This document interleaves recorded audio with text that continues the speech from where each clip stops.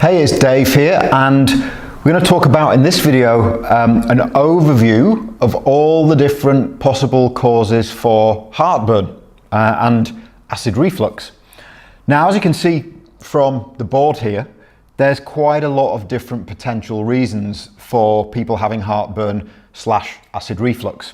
And so we can't go into detail about every single one of these in this video. This particular video is just to introduce and give an overview of all these potential different causes so that you become aware of them if you have heartburn and so that you can begin to do a little bit of investigation.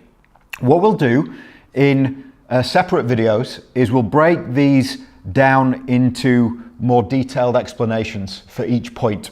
And that'll then give you some understanding of exactly, for example, which foods can potentially cause problems in triggering heartburn or worsening it, why non-steroidal anti-inflammatory drugs can cause problems, why H. pylori and dysbiosis can cause problems, and what have you. But for now, let's just have a look at these and gives you an idea of why there's no one-size-fits-all approach to dealing with heartburn. You can't just say, here is a solution for heartburn for every single person who has it, because the underlying reason may be completely different from one person to the next. So some people have problems with different types of foods. This is complex in its own right because there are many different foods that can either trigger or worsen heartburn. A couple of very quick examples: cow's milk can trigger problems in some people, high fat foods can cause problems in some people, and even things like peppermint and citrus fruits can cause problems in people as well, and that's very unique and individual to the specific person. Eating habits can cause problems. So if you're wolfing down your food at 100 miles an hour and you're not giving your digestive system a chance to break that food down, or you're running around and you're not giving yourself time to sit and eat mindfully and you're rushing around and you're stressed and what have you, that can create heartburn as well, because you end up with undigested food sitting in your digestive tract, particularly up in the stomach there, and it starts to bubble away and become putrid and create gases that pop up and cause reflux. Alcohol is a huge one. I remember way back in my 20s, which seems like a long time ago now, we used to go to a lot of music festivals. And my friends and I, when we drank a lot at these music festivals, always seemed to end up with heartburn. So alcohol can be a really huge one. Smoking can contribute to heartburn as well. And the use of non-steroidal anti-inflammatory drugs, which are known as NSAIDs, and potentially certain other drugs as well in any given individual, can trigger some digestive problems.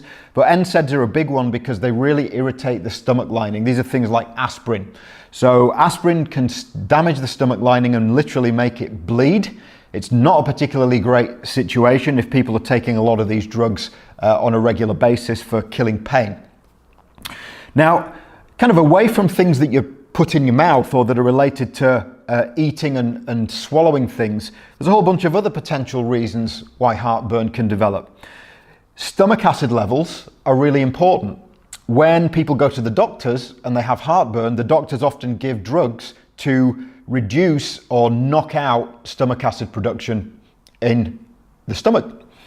You can also buy them over the counter as well. They're not quite as strong when you buy them over the counter, but nevertheless they reduce the stomach acid, things like Tums and Gaviscon, for example. Now, problem with stomach acid, which we'll do a whole video on, is it can cause heartburn whether it's too high or too low. And more often than not, it's actually low stomach acid that causes heartburn. And there are many reasons for that we'll cover separately. You can also have a weak lower esophageal sphincter. Now, the lower esophageal sphincter is like a little valve at the bottom of your esophagus that separates the esophagus from the stomach. It's designed to open up to allow food to drop into your stomach when you swallow it. And then it's supposed to shut again. It's supposed to clamp tightly so that the acid and the contents of the stomach don't reflux back up into the esophagus. If that valve is too loose, then little bits of undigested food and acid can splash back up into the esophagus and cause heartburn and acid reflux. And that actually can be worsened with low levels of stomach acid. So then if you get given drugs to lower the stomach acid even more, you can actually exacerbate the problem. And that's something that we really need to drill into in a separate video, which we will do. Moving on to bad bugs. Well, H. pylori can cause heartburn. That was the main symptom I had when I had H. pylori. It's one of the most common symptoms that people experience with an H. pylori infection. And of course, H. pylori can cause ulcers as well. And the ulcers, with all of that inflamed, gnarly, painful tissue in the stomach, can create a feeling of heartburn. You know, heartburn, acid refluxy type symptoms are very, very symptomatic of ulcers. Any general dysbiosis, which means imbalance in the microbiome, can also contribute to heartburn. So I've worked with people who had candida overgrowth, who have had small intestinal bacterial overgrowth, and even certain types of parasites. And when they were dealt with, the heartburn went away. So an imbalance in the bugs in your digestive system is also a big factor potentially. Then we have liver and gallbladder function. Sometimes a weakened liver and gallbladder can lead to heartburn and reflux because you're unable to digest your food properly once it's dumped out of the stomach into the intestine. And you can have things like bile reflux, for example. And so liver gallbladder function is another important factor to consider. And then we also have nutritional deficiencies. Nutritional deficiencies can sometimes contribute to a weakened lower esophageal sphincter, and taking certain nutrients in quite high doses can actually help to shore up that lower esophageal sphincter. And I might have also added thyroid function in here. Low thyroid function reduces the energy in your body, and the reduced energy slows things down.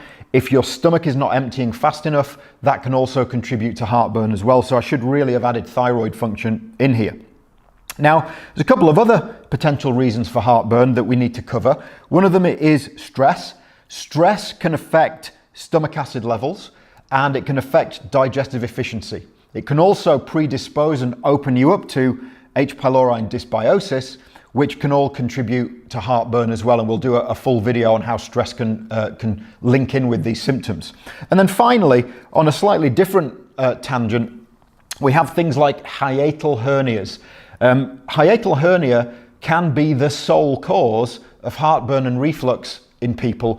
I have seen people have physical manipulations where the diaphragm has been loosened off and pulled down, and they've been able to get off their heartburn meds the next day and not have any symptoms whatsoever.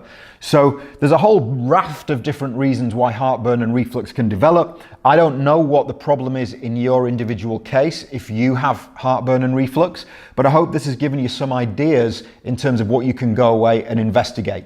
And as I said at the start, what we're going to do is unpack all of these, discuss them all in a little bit of detail, and then give you some simple action steps on what you can do to tick them all off in terms of trying to move forward to overcome your symptoms. So I look forward to seeing you on the next video, where we're actually going to talk about the specific different types of foods that can contribute to heartburn and which ones you can try avoiding to see if your symptoms improve. So I will catch you on the next video.